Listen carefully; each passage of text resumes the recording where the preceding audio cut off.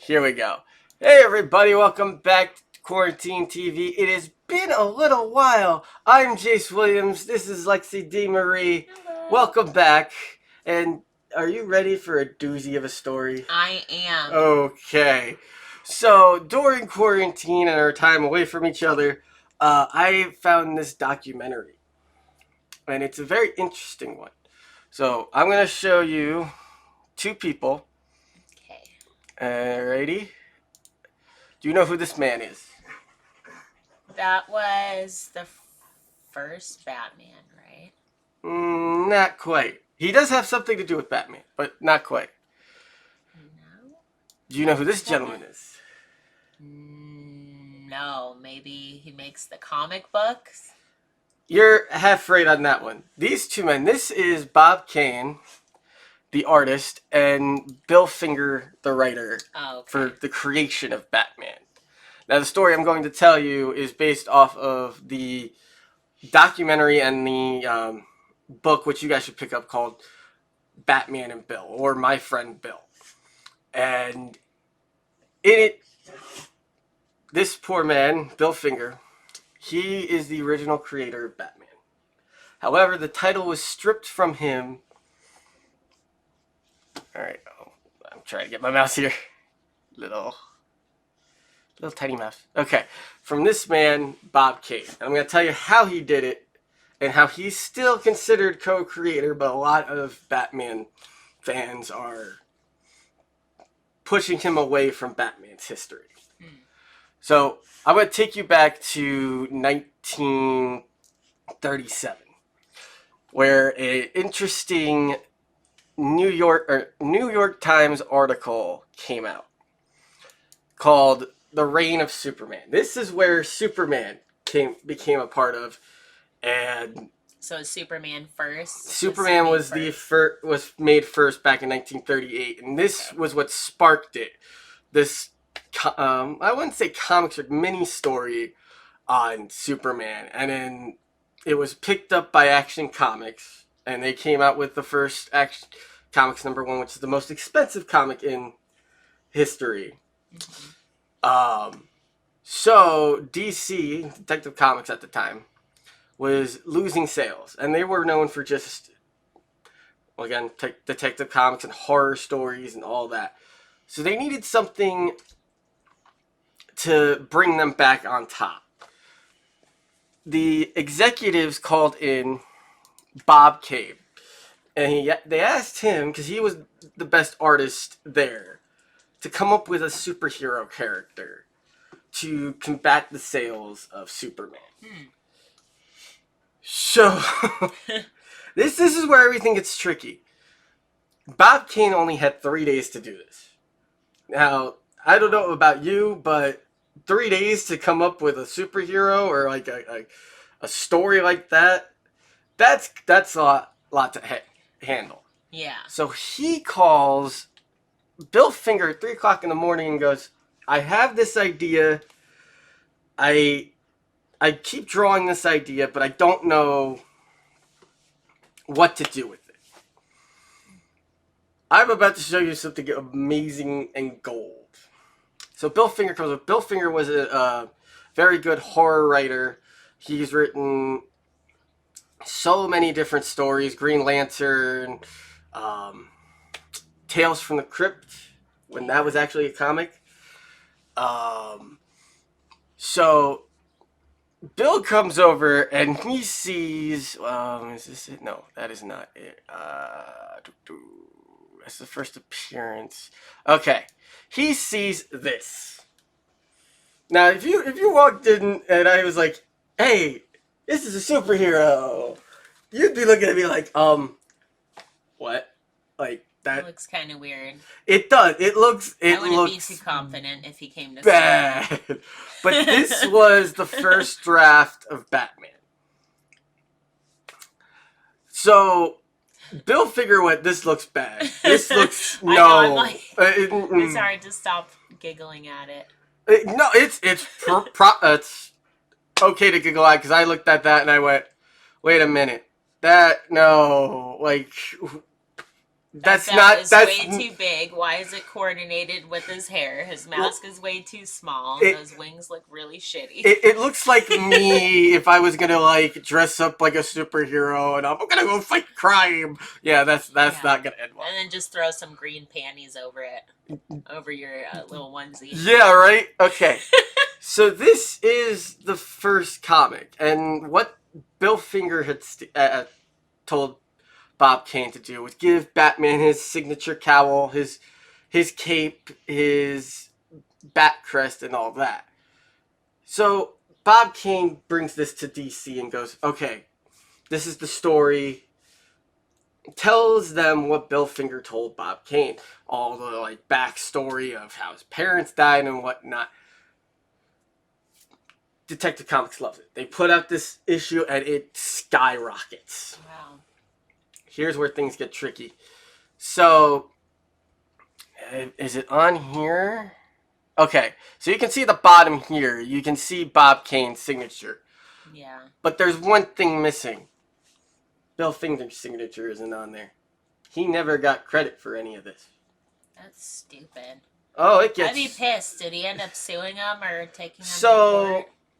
Bill Finger was known as a ghostwriter. And us as comedians, we know... So he was okay with it? To an extent. He wanted to be paid a certain amount by Bob Kane. Never really saw that. So a couple years go by, and this keeps going on, and Bill keeps throwing ideas at Bob for the Riddler, the Joker, Robin. Comes up with all these great stories. The 1960s Batman TV show, you remember that with Adam West.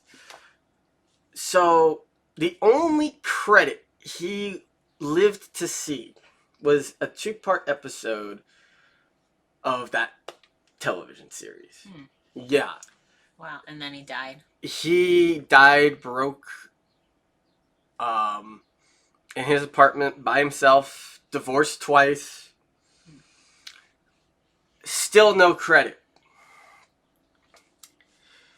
We're going to jump to 1989. Now, Bill had a son, Fred Finger. And during the time that the 1989 film was coming out, Fred was trying to fight for the rights to his dad's creation. He was, and all this time, Bob Kane is denying anything that Bill did. He had no interest in giving Bill any of the credit. That's like me going, oh, I created Quarantine TV. You're just you had nothing to do with it. Like to me, even just me saying that, it sounds like an asshole move. Yeah. Like I feel dirty just saying that. So Fred takes DC to court, loses the fight, loses that.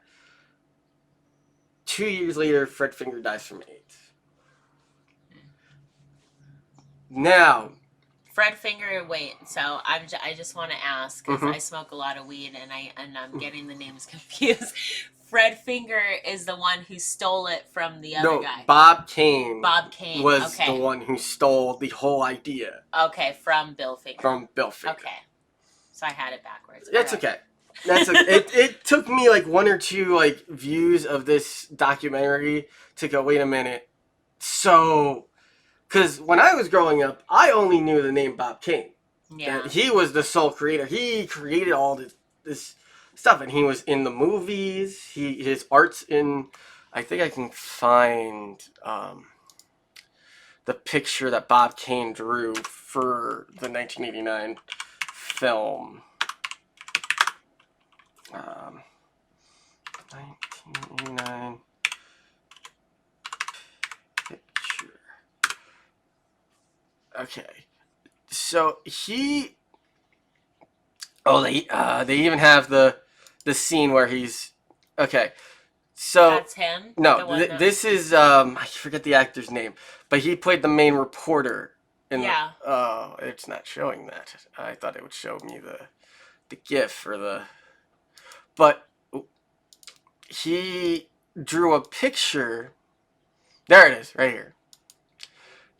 That's the picture from the movie that Bob Kane drew. For some reason, he didn't want to make a physical cameo. And the actor calls Bob Kane a dick for drawing it. And I'm like, wow, nowadays, now knowing the truth about what he did. So, Bob Kane dies in 1998. He's, to his grave, he took the belief of he solely created Batman. And he made all these excuses like, oh, I came up with Batman when I was a boy. I drew him up. There's no record of these drawings or him talking about Batman. But there are records of Bill Finger coming up with these stories. And I want to see if I can find it on YouTube of Bill Finger actually stating that he... Okay.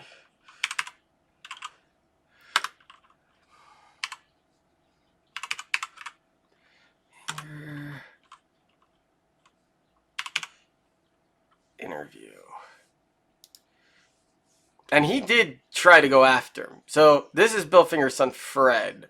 We'll have him talk about. You had to write a lot of stories in order to make any kind of money at all, and it was exhausting. I mean, you keep That's using the Fred, same Bill's gimmicks. son. So he would get together with a couple of the other writers on the staff and some of the artists, and they'd sit there and they'd brainstorm all weekend. And I'd wake up in the middle of the night and I'd hear the typewriter go. The Batmobile, the Batcave, the Penguin, the Bat Signal. Because at that time in New York, they used to have searchlights in the skies looking for enemy planes, and for theater openings, you always have searchlights. That searchlight's still there. I don't know why they don't use it anymore for the Empire State Building. Kind of fellow, very soft, gentle, and a talented writer. And he brought to Batman, from where I saw it, a kind of humanism that a character like that sorely needed. So you can hear in Fred Finger's voice, like, he literally just stated he remembers his dad sitting upstairs typing away making these stories and sending them out to Bill. And one of the things that was big during the 92 case was there was, I want to find that interview. It's in the, and we're going to talk about Mark also. He's the one who actually later on you'll find out that he actually brought to light this whole story.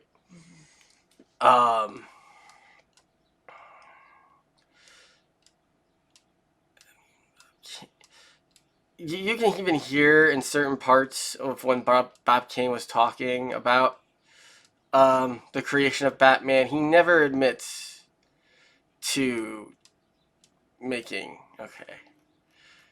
That's... Alright, so... Like I said, this whole thing was crazy because, again, he got barely any pay. His wife left him because he wasn't getting any money. His second wife left him because, again, he wasn't making too much money. He had these... Sounds like a bunch of gold-digging bitches to me. It really is. Like, like, I'm leaving you not because I'm not happy with you as a person, but because you're not making any money. Exactly. Bob Kane ruined Bill Finger's life. He literally took the idea and just constantly ran with it. And this isn't the first time he did it either. He did it to other artists or other writers too. And back in the 40s, 50s, and 60s, all they used was ghostwriters because it was cheap. You just paid them once and there you go. You're on your way. But something this big, none whatsoever. So we're going to fast travel to 2005. Okay. So now The Dark Knight Rises comes out. It's a bigger deal. Now, this man we're about to talk about, Mark Tyler Noble, he wrote the book My Friend Bill. Or was it My Friend Bill? It was, or Batman and Bill. He did all this research, and he did it for Superman. After 3.5 years of rejection, writer Jerry Siegel and artist Joe Shuster landed their character with a publisher. The character's name was Superman. They sold all rights to Superman for $130. I mean, back in that day, Superman that's a stories good penny. for 10 years, but no royalty. It still They sounds sued like DC bullshit Comics. to me. They lost Houses and lost were their more jobs. expensive than that DC in even cars took their and stuff, names and for off a story Superman. that big, I would expect Jerry to at and least Joe get a struggled fucking car. to get compensation and You know? credit. Yeah, I mean, And I don't think Like- $130 think could buy that's a sad? car back then. but even they still. signed this contract with DC after actually comics dropped Superman. And these two men went, well, we want Superman to become big. We see Batman getting that recognition. We want him to get bigger. So Joel Shuster and I get those names wrong all the time, but the two creators of Superman, they went to DC to get those royalties like Bob Kane. Mm-hmm. Well, they sold their idea and never got the royalty, so they had to fight also. And it wasn't until like 93 that they both got recognition for Superman either. Mm. So you can kind of see DC was a little bit of the culprit here also. Yeah. But they're not the true villain in this story, at least. Wait till you hear what happened to Bill Finger. Bill who? Bill who designed Batman's costume, wrote the first and many of the best Batman stories of the first 25 years, forged characters that even non-geeks can identify, such as Robin, Joker, Catwoman. But Bill who was barely credited as a Batman writer and never as co-creator in his lifetime. He's not even in the credits of The Dark Knight Rises, the second film named for the nickname he coined. Yep. Why? Because cartoonist Bob Kane, Bill's one-time partner, took all the credit. In 1974, Bill died. Poor, alone. No obit, no funeral, no grave. I kind of want to just go back to Bill's death because it is actually really sad. So the way that Bill was found is what was heartbreaking. So the guy he wrote the 2-part Batman series with, he was good friends with him. I think it was... Let me get this research right before I spew it out. So, all right.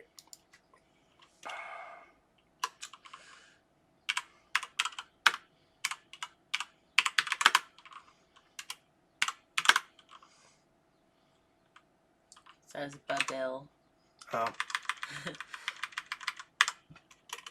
Thank you.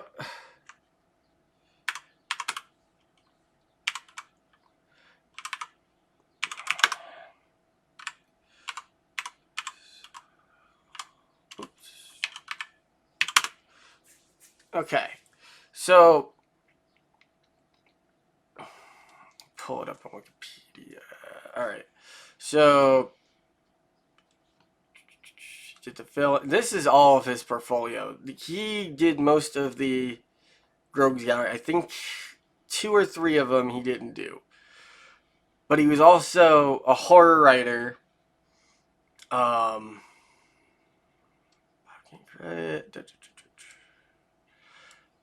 References.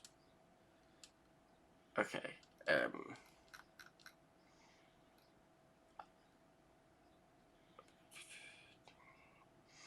63, 70s.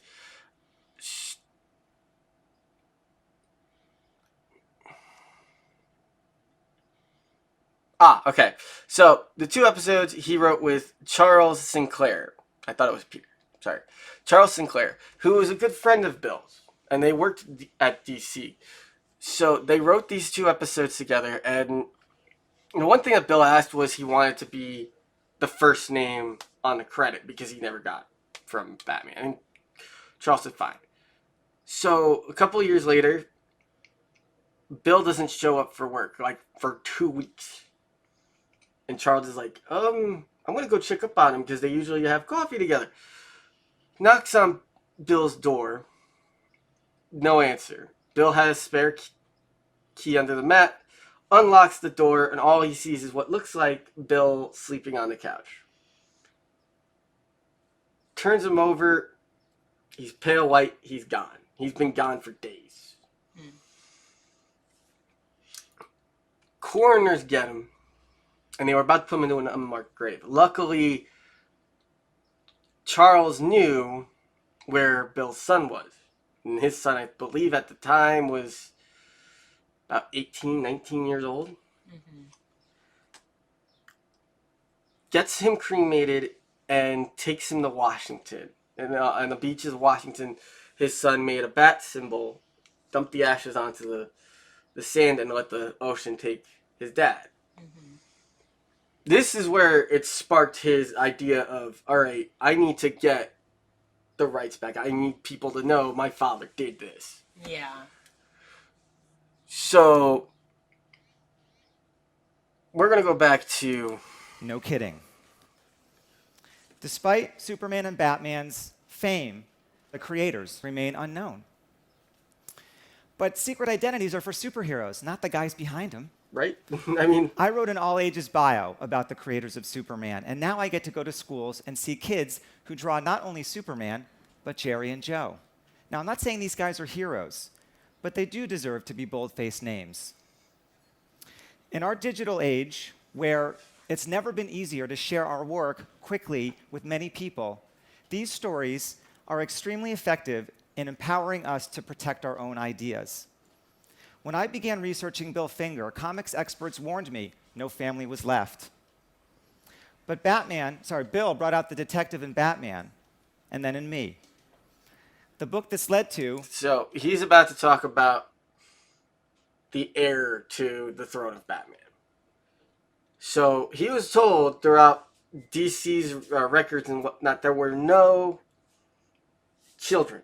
That was not true. He had a son who had a daughter. He went digging so far as to find out where this woman lived. And asked her to try again and sue DC for the rights to Batman. At first she didn't want to do it because of the fact was she saw what her father went through to try to get the rights. She saw the amount of debt her father had to accumulate just to get into the courtrooms to fight it. And she was afraid if they did that again, the same thing would happen. thing would happen. But this guy, Mark, he is in the comic book community, is record to be the Batman of all Batmans.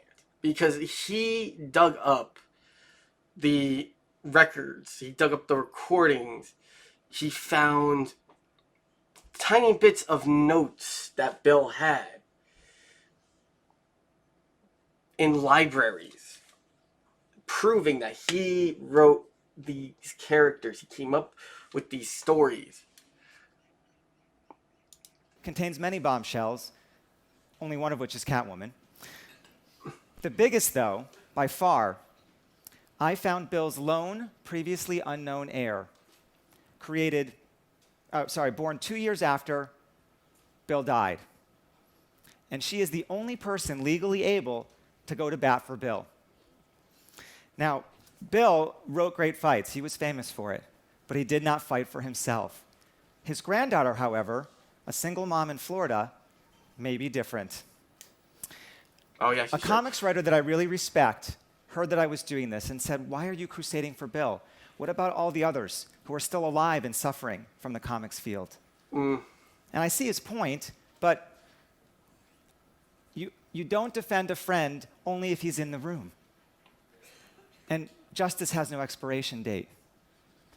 Now, Word. 2 nights ago, I spoke about this same topic to a different audience, of course, and someone came up afterward and asked me So you're trying to make Bill's granddaughter a millionaire.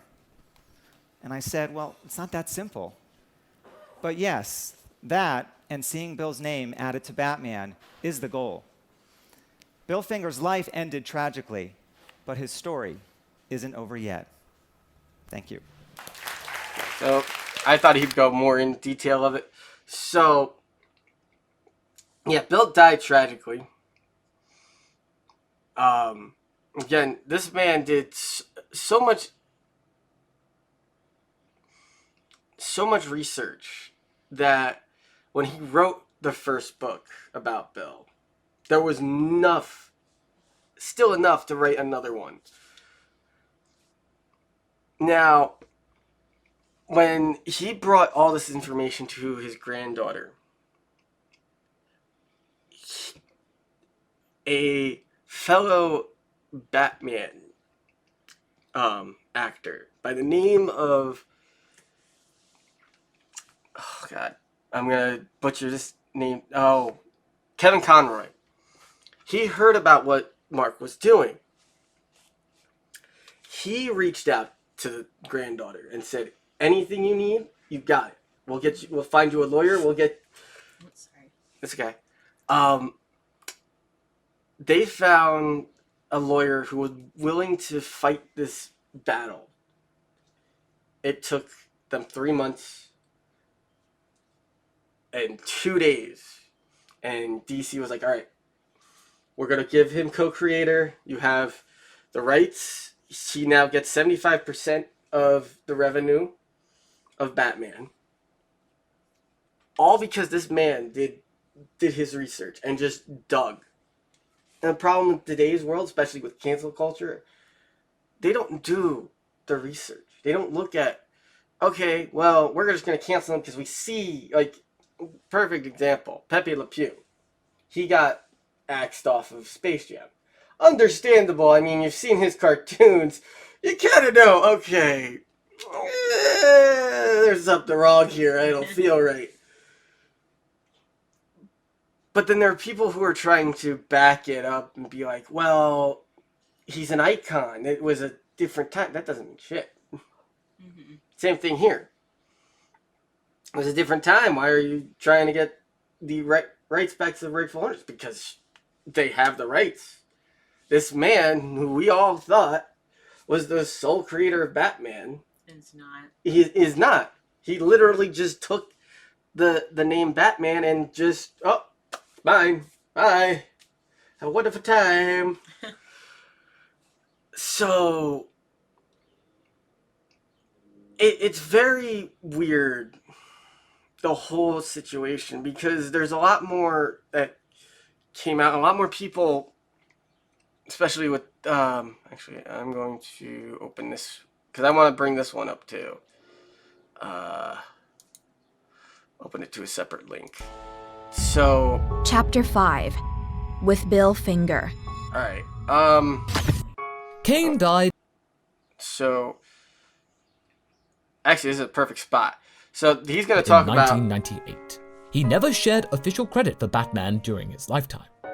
It was only in 2015 when DC Entertainment, the owners of the Batman character, cut a deal with Finger's heirs, whereby he'd be credited for his contribution in all Batman media with the new line, Batman, created by Bob Kane with Bill Finger. Finger never got proper credit in his own lifetime. He died alone in 1974 in his New York apartment, penniless, alone and broken. And when he passed, most of the world would not know the legend that it had lost. Chapter 6, Beyond Batman. Various sources also point to Finger as the co-creator of the Green Lantern with Martin Nodell. The writer is also said to have created the character Wildcat and wrote a 2-part episode in the 1960s Batman TV show. For that, he did receive credit. Finger co-wrote several films, including The Green Slime and Track of the Moonbeast. He also contributed to the detective television show called Hawaiian Eye, as well as 77 Sunset Strip. Finger also wrote for the Army Pictorial Center, They actually have a webpage about him that contains the following little nugget. This was the Bill other thing Finger that... was an acerbic character, always in a hurry in the hallway of Writer's Branch. When questioned about comic book artist Bob Kane's fame and fortune with the pop culture success of the 1960s television series Batman, Bill would growl. All those villains, the Joker, Penguin, I created them. Bill had a finger in everything Batman. The hero's locale, costume, initial villains, Robin, and even his tragic and heartbreaking origin story. See, that's what blows my mind. Is, again, a lot of these writers and creators nowadays, and we've seen it in our industry as comedians, like, a perfect example, Amy Schumer used ghostwriters for her show, for her comedy stand-up, never gave credit. But someone who did was Robin Williams. He had a couple of ghostwriters, and he even spewed out accidentally. And that's a big thing with the comedy industry, is when we're riffing, we sometimes accidentally blur out someone else's work, but he gave credit where credit was due. So why couldn't Bob Kane do the same? Yeah. So, like I said, it is a very tragic story with somewhat nice light at the end of the tunnel. I just love how Yeah. Well, I've just been listening to everything, but I mean, I'm glad that he finally, it's from what it sounds like, started getting credit for stuff, and that money and everything goes to that lady you were showing his me. granddaughter and her son, his great grandson. All of the proceeds went to them. So now, yeah, they're getting the fame and the fortune, and yeah, Bill's getting more recognition now that his name is on it. But it's the tragedy of he should have gotten more while he was alive. Yeah. But I mean, like he was saying, it's never too late to bring people to justice. It isn't. So unfortunately, he didn't have that opportunity, but at least his legacy got to live on, and his family is able to benefit from it. Right. I'm sure he's happy about it. Oh, probably. I mean, it's just... It made me question after watching this, how much did Bob Kane do? And Yeah, I was actually thinking the same thing. It's like, what did he do? Because he made the scenes, he made the name, he made the costume. The only things that I have found, especially throughout the documentaries, and is he drew it. He just drew Batman. He drew the what he heard. He drew, and then he obviously started writing some of this stuff. He didn't write anything. Really? None of it was Bob Kane. Oh. Bob Kane was just the artist behind the mask. He had no creative input when it came to the stories. He just... When I showed you the first image... Oh, that's not it. Or did I go off of it? Okay. When he drew that first image of Batman with that red suit and whatnot, that right there struck a chord in my head going, no, he didn't come up with Batman. He just drew him. Yeah, that does mean he should get some credit for it. But the not amount... Not as much as Finger. You know, like, Finger should have been in all these pictures. He should have been with the interview with Stan Lee. Yeah, he's in the Comic Book Hall of Fame, but not for Batman. He's actually in the Hall of Fame for Green Lantern. He's in the Hall of Fame for Wildcat. But he's not in the Hall of Fame for Batman. Well, they should add him. I would like to see him go back in there and get the recognition of being the creator of Batman in the Hall of Fame. Yeah. Bob Kane, sole creator.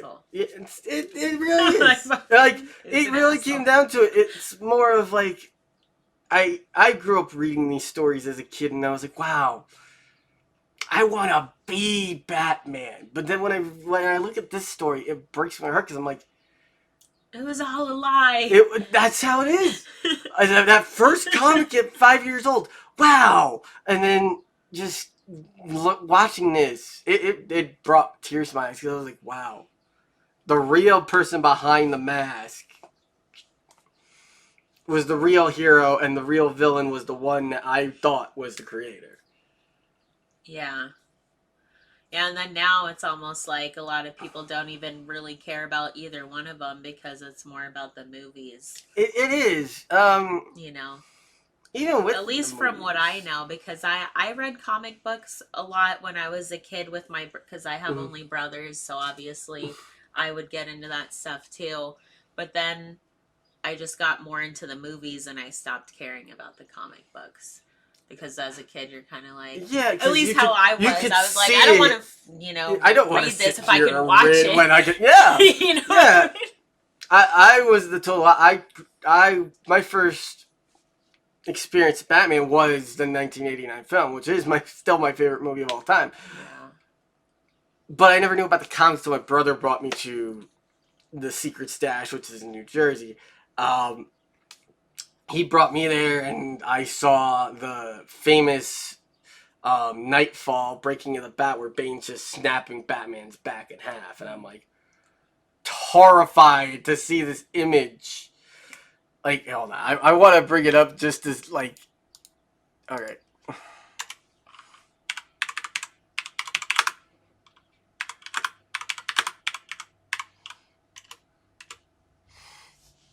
Okay.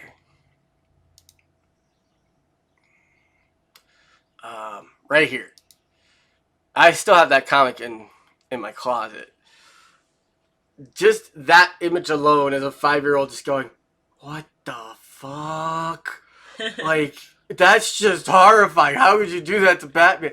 And I picked it up and I started reading it, and it was just an amazing story. Mm-hmm.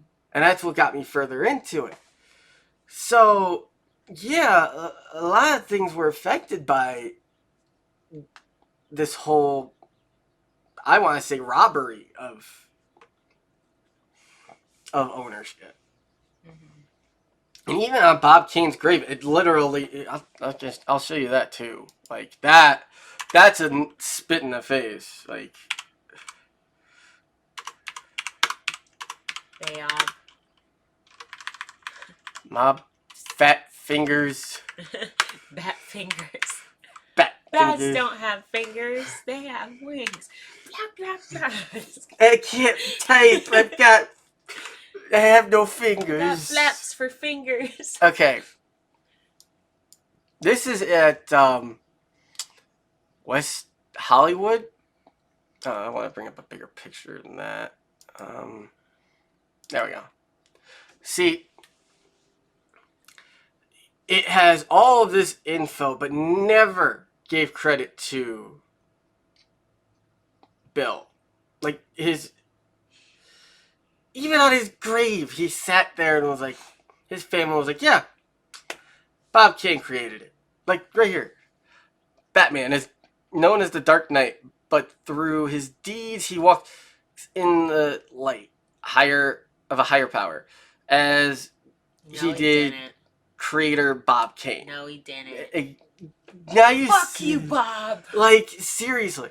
Cool freaking. Yeah, I was right about to say that. I was going to say, that's a really cool gravestone, but grave plot, yeah. You literally just spit in the face. Yeah, it was fucked up. Like, it took them 80 years, almost 80 years to correct this whole thing. I would go spray paint that. I wouldn't go that Spray paint far, the bat symbol on it. but I'm just kidding. That's kind of fucked up too. It doesn't deserve. He doesn't deserve the credit that it should have been. There is no plaque for Bill Finger. There's no memorial for him. Now, I don't know if his granddaughter had an idea for that, or because I know they did a huge statue in Los Angeles of Batman recently. Yeah. And it has Bill Finger's name on it. But he even has a what's it called? A Walk of Fame plaque. Yeah, I saw that too when you were going through the Like, pictures. But Bill Finger doesn't have a plaque yet he on the Walk of Fame. he doesn't have a plaque. No, he has he might for other things, but I don't think he has one for Batman.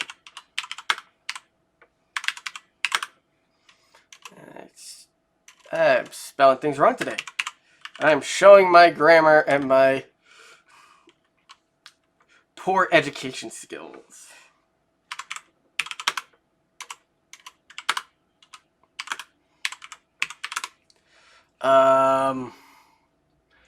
Hollywood Walk of Fame.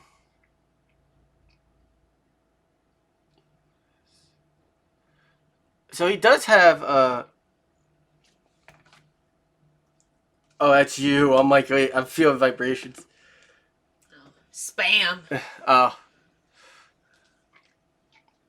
Okay, so on his 100th birthday, they gave him one. Oh, and For what? a star on the Walk of Fame. Because it says here, October 21st, 2015. 3 days before his 100th birthday, he was inducted into the Jack Kirby Hall of Fame in 1994. So he was given a plaque. But for what? That's a good question. Probably for writing. Okay, yeah, see, he's got one. For Batman. He's got one. Because that was after they already started getting, his family already started getting money and stuff. Right? Probably. They said it was in like the 90s. It was, no, 2015. It was 2015. Yeah. October of 2015. Okay, so never mind. It probably wasn't for that. He probably got it for Batman. Because it does have a... Serial rapist? Who put that there? Oh. Alright, well... Whose plaque is that? Bill Finger? No. This isn't... Oh, I just saw a B back there. Serial rape... Oh, probably Bill Cosby. Oh. Yeah. Because you can tell there's Cosby. Oh, okay, yeah. Okay. Wow. That's Oh, and crazy. that's the... Oh. There we go. That's the novel. Or is it the Billboy one? But yeah. Definitely check out the two, the book and the movie, because there's so much history to it, and I think this is still on Amazon Prime if I'm not mistaken. But yeah, the craziness behind this story, I would love to hear you guys in the comments of what you guys think, because there's other things too I forgot to mention. So when I said there was evidence, there was a whole book. I don't know if it was in... I clicked off it. All right, whatever. So the book itself had a idea from the Joker. When he came up with the Joker, it came from a movie called The Man Who Laughs, an old horror film. So again, there's a lot of things, but yeah, that is the story. That is crazy. I never have even heard of Bill Finger until just now. No one really did until... Well, I didn't even know about it until I saw this on Amazon, and I'm like, Bill, what is that? Okay, and I went on to it, and I started doing my own research after this, and I was like, wow. That's crazy. My life has been a lie. Like, this My whole life is a sham. This whole time I've been wearing Batman memorabilia. I have been like going, yes, I've been a fan of Batman since day one.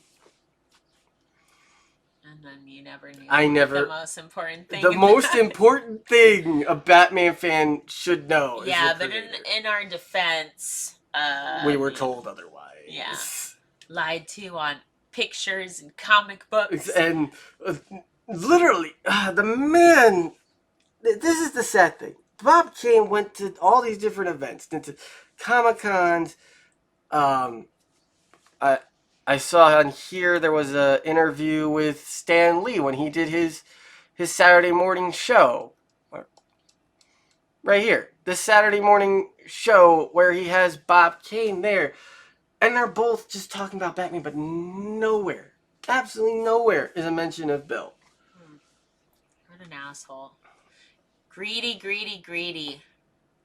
That's why you got to trademark an LLC shit all the exactly. time. So That's that why you don't get screwed over like a lot of comedians, especially when Joe Rogan came after Carlos Mencia for stealing all this credit from comics, and he was like, "No, you're not doing." Oh, have you seen that blowout between him and? Oh my God, you guys are in for a treat.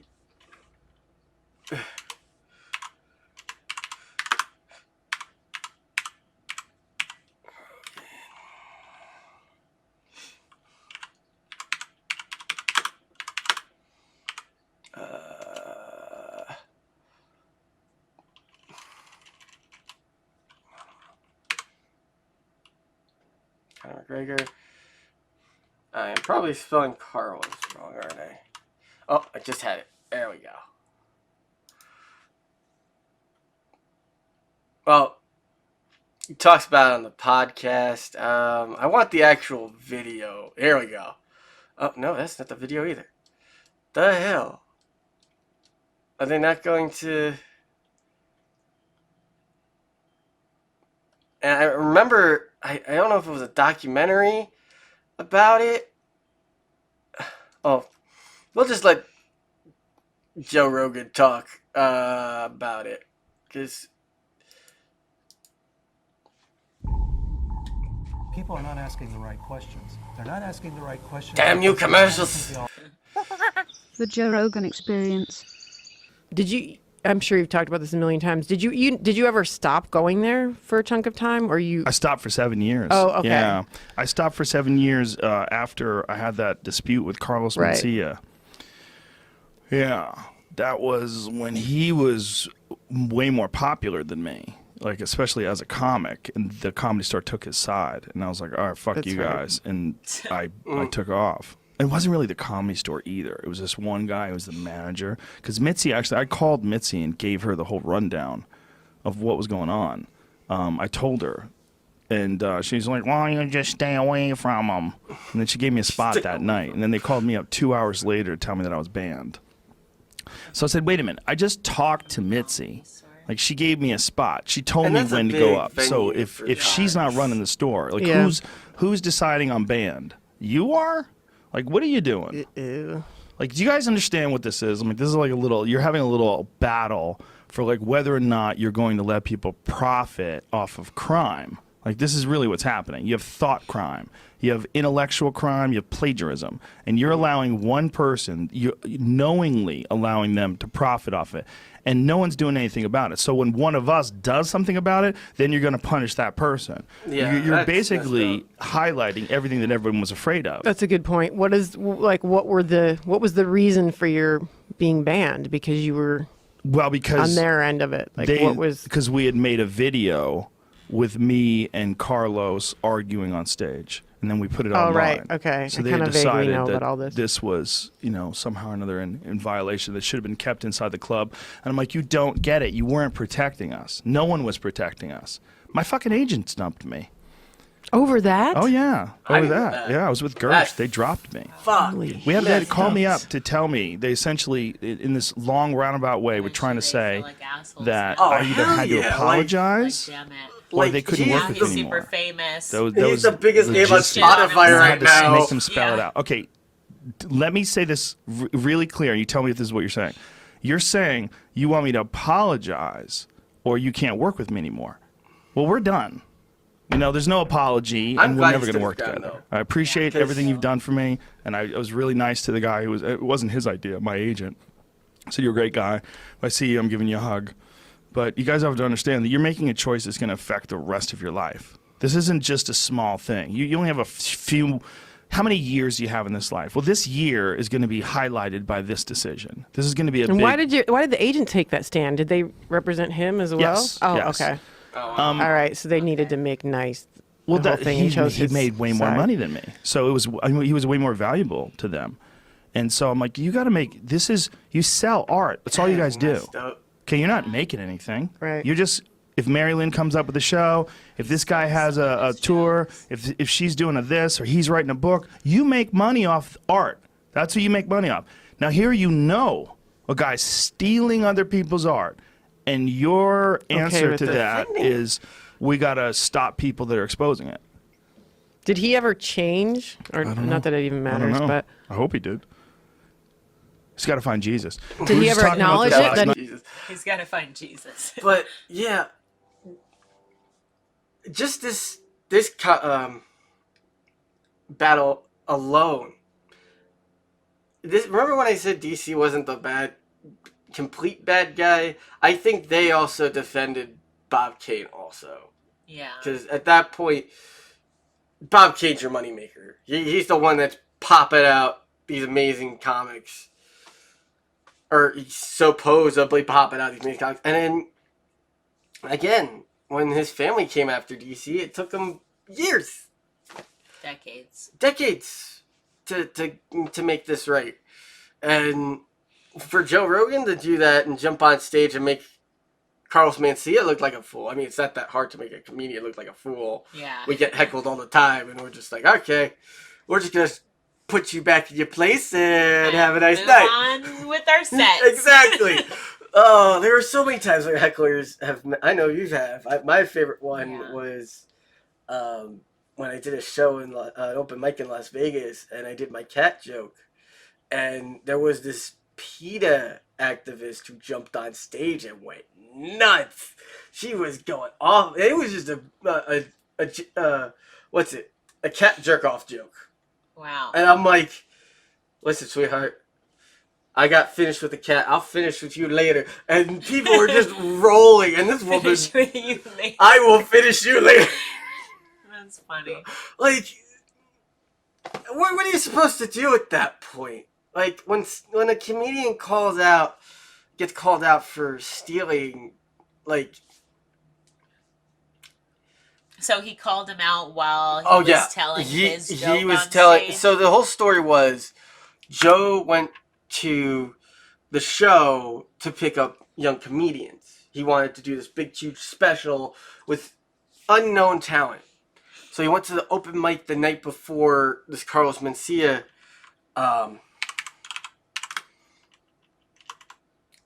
thing. Actually, I don't want to jump, just in case I lose this. All right. I know, I am making so many tabs on here.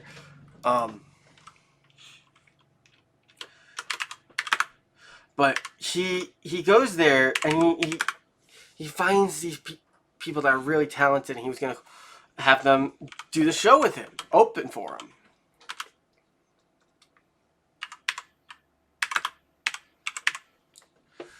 And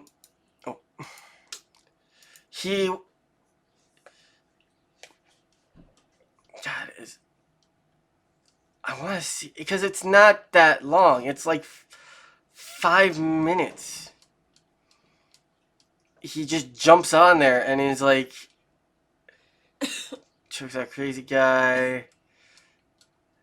I mean...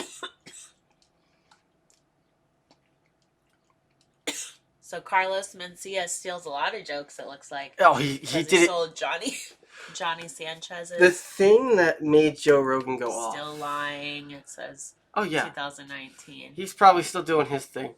Wow, that was... I've never even heard of Carlos Mencia. Really? You never seen Well, actually, the Mencia no. show? I take that back. Like, I've heard of the name. I just never have seen him or heard any of his jokes. Like, Mind of Mencia, that's the show.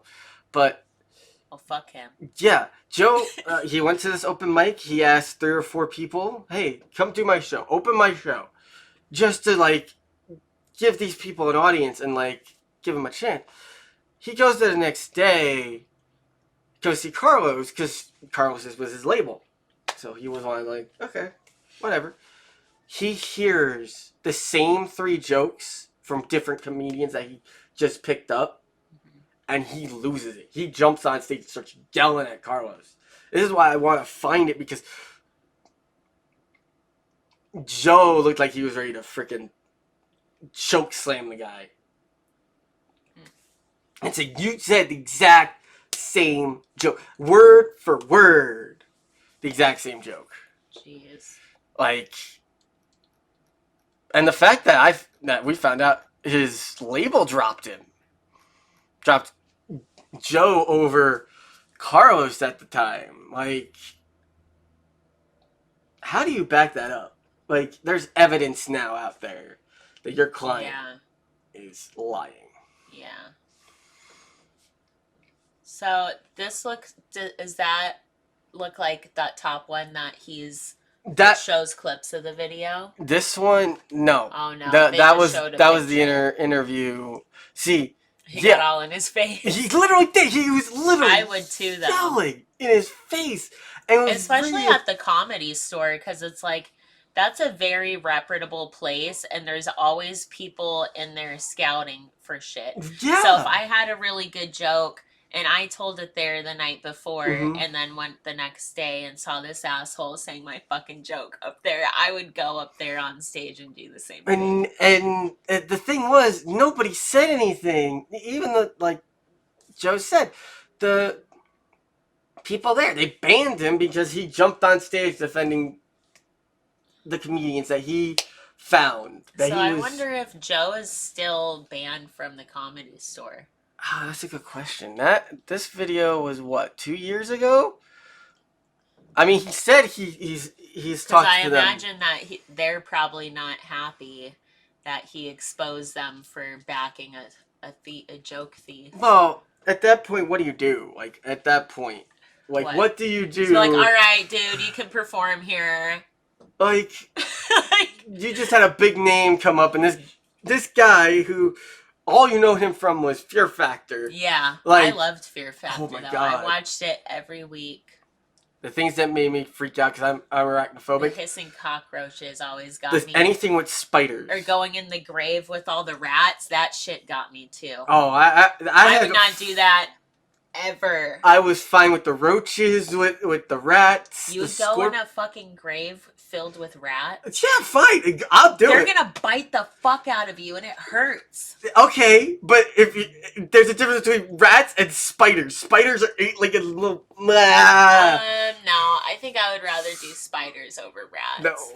No. Because at least spiders can't bite really hard with razor sharp teeth. You'd be surprised. The least lethal spider, the tarantula, will still give you a bite that's like a bee sting. Well, I guess either way you're getting bit, but I would rather have bee sting than razor blade. I mean, okay, you got a point there. Razor blade, fine, but... Because it's like, it literally feels like razor blades. I've been bit by rats and gerbils and shit before. I used to have them. To me, that doesn't scare me. Again, like... And their nasty-ass tails just, like, whipping all over you. It's all leathery and... I get the fear, but, like, it... I get the fear.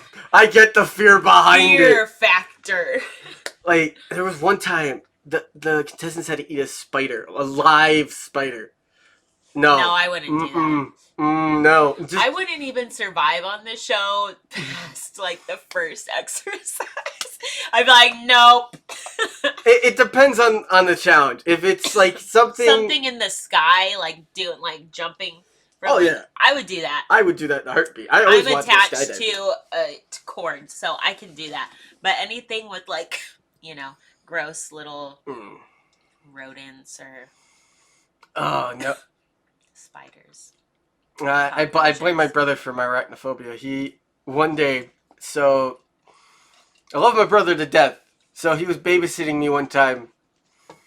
And he decided it'd be a good idea to show me a horror movie. And it was Eight-Legged Freaks. Oh. Now, there's a scene in that movie... I had school the next day. There's a scene in the movie where the kids are just working and they're just doing their work, and out of nowhere, spiders are just jumping through the windows and just grabbing kids, and I'm like, no, oh God, no. You're like at school staring at No, the next morning I'm going to my mother and I'm going, no, Bob, don't take me, don't send me to school. The spiders are gonna get me. And my mother literally was like, what are you talking about? You didn't see the film. You didn't see, and she knew what had happened and looked at my brother and went, thank you for that. That's funny. We used to watch horror movies a lot too growing up, me and my brothers, but I never really got afraid, except for that's it. Except for from like Jason and Freddy Krueger. I think my favorite was the Friday the 13th film, because just the funny ways that he killed people. That the what's it called? The sleeping bag kill. Oh yeah. Oh my God! Just him just going bam, beating him up. Wasn't it up against a tree? He was up against a tree. He just picked him up. Whoop it. And he's just doing it 4 or 5 times and then just drops him and walks away. And it's just like, wow, how could you do that? I was afraid of Freddy Krueger. He was fucking scary when I was watching those movies when I was like 5. Like if I was awake past midnight, I would stay. I literally, there were so many nights I would stay awake until I saw the sun come up. Freddy's gotta get no. Because I'm like, all right, well if the sun comes up, then I'll be okay. But then, what is it, like the third one or something? Then you start to see like you're not even safe in the daytime, bitch. So it's like Dream Warriors, where they're just one of them's trying to stay awake as long as they can, and they pass out. And no, I literally have done that so many times. I think that's why I'm considered manic depressive now. Oh God! I will go on manic episode tangents where I'm awake for 3 or 4 days at a time. Did you ever see the remake of Nightmare on Elm Street? Yeah. Yeah. Yeah, I saw those. How did you feel about it? I liked it. It just, I don't know. I mean, I guess I kind of feel.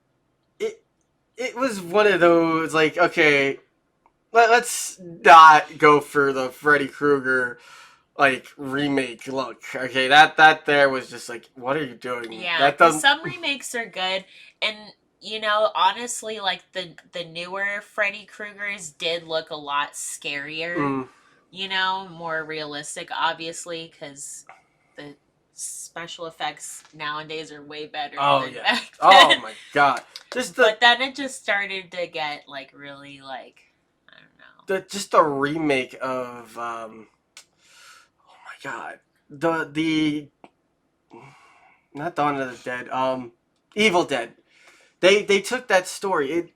I don't call it a remake because okay, you have the cabin, you got the people, but it's a whole different story. But it still did it justice. But in the same step. Yeah, you still have the Necronomicon, the stupid I like white the boy remakes. reads it. Do you like Rob Zombie's remakes of the Halloween movies? I love those movies. I like those actually better than the originals. You know what? Yeah, I kind of do too. A few people who have heard me say that, they're like, fuck you, you're so dumb. I'm like, I don't give a fuck. I think they're way scarier. They are. The guy who plays Michael Myers is way fucking taller and scarier. Like, you see somebody that tall with a, Captain Kirk mask on, and you're just like, oh crap, I'm dead. God. All right. Yeah, and then also just the way that he kills people and the effects, because Rob Zombie is Rob Zombie, you know. But I will honestly say that there is definitely some parts in those movies that I can't watch. Like, I'll still sit there, but I'll, like, it looks so disgusting and realistic that I'm like, like, I have to close my eyes for a second. Oh, God. Oh, God. Like, my fiance, she can't handle anything with, like, eyeballs. So when she saw, like, the Saw like, movies. People getting their eyes gouged out. Oh, my God. That shit makes me cringe. She loses her shit. She's like, we gotta turn this off. I'll still watch it, but I definitely start closing and covering my eyes a lot. But I love Rob Zombie. Oh, he is a legend. He is a legend. Yeah. The Devil's Rejects. I can't talk. House of the Devil's Rejects. House of the Devil's Rejects. I love The Devil's Reject. Yeah. That was one of my favorites from him. Yeah. I'd have to say my favorite is House of a Thousand Corpses. That one was another good one. Got that shit on Blu-ray. Oh, I gotta say, the one movie I would love to see them remake and they'd have to do it with the Walking Dead special effects people is what was it? Night of the Living Dead, where they're in the mall. Yeah. Oh my god, that nowadays, like, to me, that was one of my favorite zombie films because it was just a bunch of people barricading themselves in the mall trying to survive, and you just see a bunch of them. Yeah, they should remake. Have you ever seen Stephen King's People Under the Stairs? I've heard of it, but I never saw it. That was one of my favorite movies when I was little. It's old as hell, but it was a really good movie. It's a really good storyline. I gotta say, I haven't seen it in Jesus Christ, probably like 20 years. I'm old as hell. I know, oh my god, we're old. Literally 20 years. The It remakes, they were alright. I mean, I feel like the It clown looks a lot scarier. Yeah. But they did a lot better with the scariness of the clown. Yeah, well, it's because the special effects again, is so much better. That final confrontation, though, was just at the end of the first one. No, the second one. Oh, where... I don't think I've seen the second one. But I can't remember. You know how it ends, right? Where it Pennywise just turns into a giant spider, and they're fighting it, and isn't they're down in the sewer when that happens? Yeah. Okay, so I did see the second one. But the second one, when they did it in the second one, it was like, okay, here's Pennywise. Yeah, I didn't like that scene either. I'm like... I mean, I just felt like it was just way over the top, and some of the effects actually didn't look that great in that scene. If they switched Pennywise's body with an actual spider body, yeah, I would be I would have pissed my pants in the movie theater because I would be like, no, no. Spiders again! Oh my god! I prepared myself. I saw the Bringing TV back movie. Childhood traumas. I saw the TV movie. I should be prepared. No, but it wasn't as bad. Crazy. Yeah, so we got way off topic. Oh well, it was okay because we rabbit hole of horror movies. We went off on a good one. Yeah, no, that was good. But going off topic, before we end the episode, I do want to talk about something. I talked to you about it. We were supposed to do this back in January, but I had gone through a loss in the family. She was a very big supporter of the show. Might get a little teary after this, but this is my mom. She fought Hodgkin's lymphoma. She had sadly passed away in January. This episode was dedicated to her. She was like my best friend, and it was hard to get back to this point. I'm glad we did get back to this point to get back to doing this. But she would always ask me when the next episode was coming out. She was like, "Oh my god, that TV show, the with the Kid Nation, that was just nuts. I would want to put you through that because of the shit you would put me through, but I would feel bad afterwards." Yeah. Like watching the footage and being like, okay, you acted like an idiot as a kid, but that was bad. And then the Free Britney thing, she was like, I didn't know that Britney Spears went through all that. Yeah, it's fucked up, man. Oh my god. And she's actually going through now that the process of trying to get her. I was gonna ask because she came out with that documentary which blew up. By the way, it shined a huge light on her situation. Yeah. I was like, did did it cause anything to her like situation? Like, did she? As far as I know, because they kept postponing her court dates, and then finally, when they got her virtually in the courtroom, because all the COVID stuff, some assholes ended up hacking into the court system and showed up like in the court chat or whatever. they wanted front row seats for this. Yeah, so then they were like, okay, well, we can't. We're going to have to obviously reschedule again because these people are refusing to leave. Guys, no, don't do that. So it ended up backfiring. But as far as I know, they haven't come to a conclusion yet. And I hope they do. I hope they do because, I mean, it's been like 13 years. She's definitely, and ever gotten since back to a healthy place. It's just right now with all the stress of everything and her still being under control. At least she's aware of what's going on, but she's still like kind of crazy, not any fault to her own. She was able to release that documentary. On Netflix. So it's like, I think she's capable of, if she can get these people who are drugging her away from her, to be okay to handle everything on her own again. I do remember watching that documentary, and we talked about her husband. Or her future husband, and we thought, oh, that was due to the drugs. I'm glad that wasn't due to the drugs. Yeah, no. And he actually seems like he really, truly loves her and is supportive and everything. I don't know. But he could be super crazy still and just trying to be like, I'm trying to get that shmoney from Brittany. I'm getting that money. But he could love her still, too, and be like, I've always loved her since I was a kid and thought she was so hot. She was so sexy. She's a MILF. Yeah, and now I have her. But, to go back on the topic, I am going to put a couple links down to the Cancer Foundation. The nice way of putting it, I call it the Fuck Cancer Foundation, where they help people with cancer and they help with the research. So if you guys don't mind donating to that cause, that would be awesome. Yeah. And with that note, I would like to call that an episode, and I will see y'all in the next one.